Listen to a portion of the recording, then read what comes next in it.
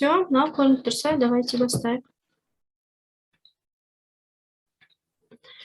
Бұл жерде айтады, көміртек пен кремнийдің қоспасы берілген дейді. Қоспаның екеуінде оттекпен жаққан, иә. Сол кезде екеуінікінің толық жағуға бізде ненікі? Екеуі де көріп тұрмыз ба? Екеуі де бізде не? Общий беріп тұр екеуінде массасын. Несін, көлемдерін. Иә? Енді бұны теңдеулер жүйесін құру арқылы шығарамыз, басқа вариант жоқ.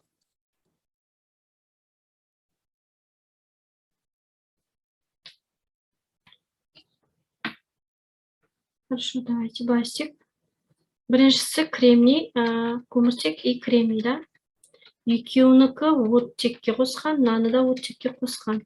Мына жерде СО2 түсіледі.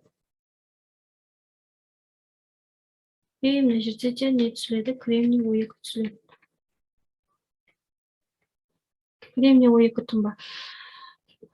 Мына былай ғой, мына екеуінікі басқа түспен көрсетейінші.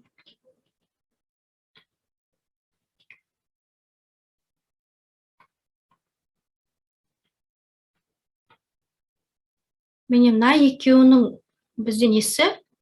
Массасы 5-2 грамм. 5-2 грамм. Ал оттектерінің қоспасы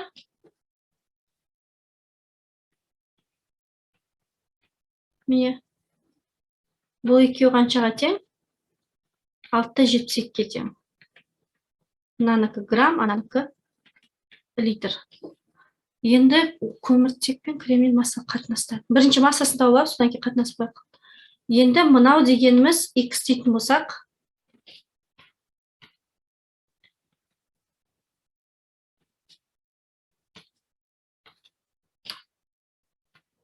мынау X. Мынау да X болады, да? Мынау Y болады. Мынау да Y болады. Сонда былай болады.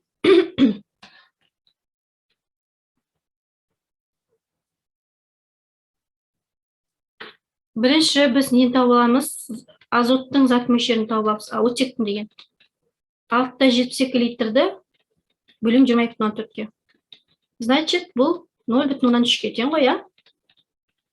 Сонда мен теңдеулер жүйесін құрамын. Екінші, X пен Y-тің қосындысы, мына X пен Y қой, екеуінің қосындысы 0,3-ке тең.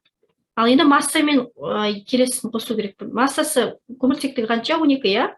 Ал кремнийдікі 28.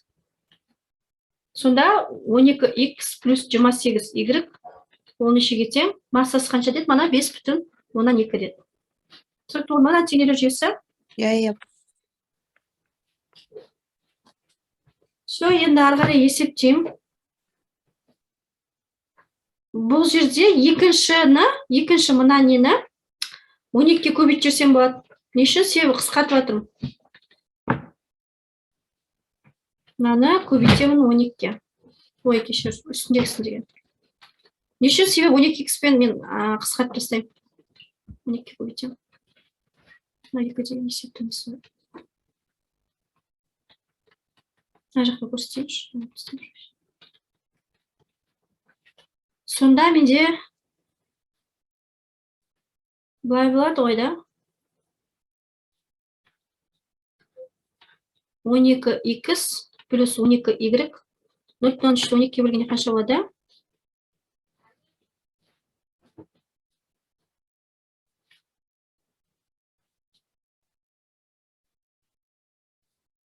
Бөлі 125. 3-те 6 емес па? Нені неге бөлген дедіңіз? 0-де 3-те көбейткенде, 12-ке көбейткенде 3-те 6. Себебі қара, мына бірінші теңдеудің барлығын полын неге көбейтіп жатырмыз? 12-ке көбейтіп жатырмыз. 3-те 6. 12X қосу 28Y тең 5,2. Енді мына мен мынаны азайтып тастағанда мына мен алып кетеді. Сонда Y-тер қалады. 12-ке 28Y-ті қосса қанша? 40. 12-ден 28Y-ті алсақ деген. 28-ден 12-ді алғанда 16Y емес па? 16. 5,12-ден 3,6 аламыз. 1,2 Оннан 6 да? Солай емес па? Y-тен қанша шығады сонда? 1,6. 0,1. Иә. X-ті табамыз.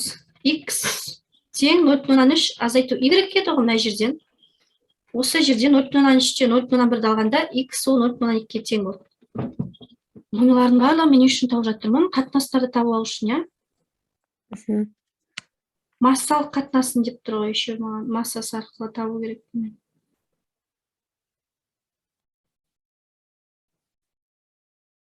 Мына Y бұл ненікі? Кремнийдікі ғой, иә? Мына астына кремний деп расымен алып қояйық. Мынау менде кремний, мынау X менде көміртек. Енді масса көміртектікін санайтын болса қанша болады? 0,2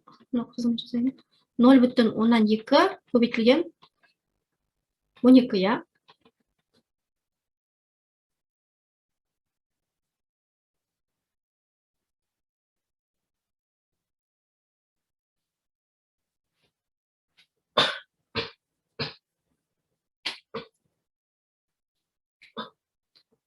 Қаншаға тең болады?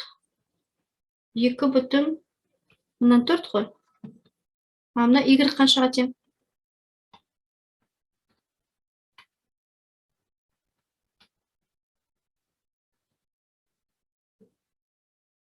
0,1-ді көбейтемін 28-ге. 2,18. 2,18. Солай ғой? Мгм.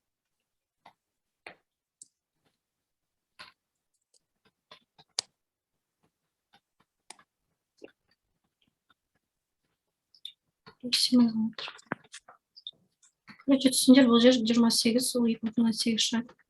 Енді 2,4 пен 2,18 массалық қатынастар неге тең?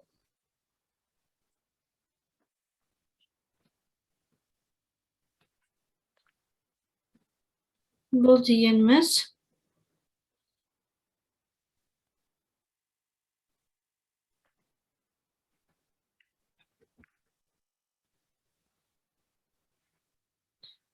дегеніміз қоспадағы кремний мен көміртектің дейді.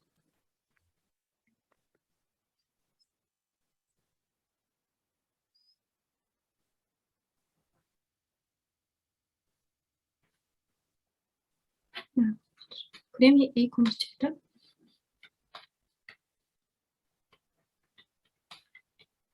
Мынанікі кремнийдікі қанша болды? 2,8 болды.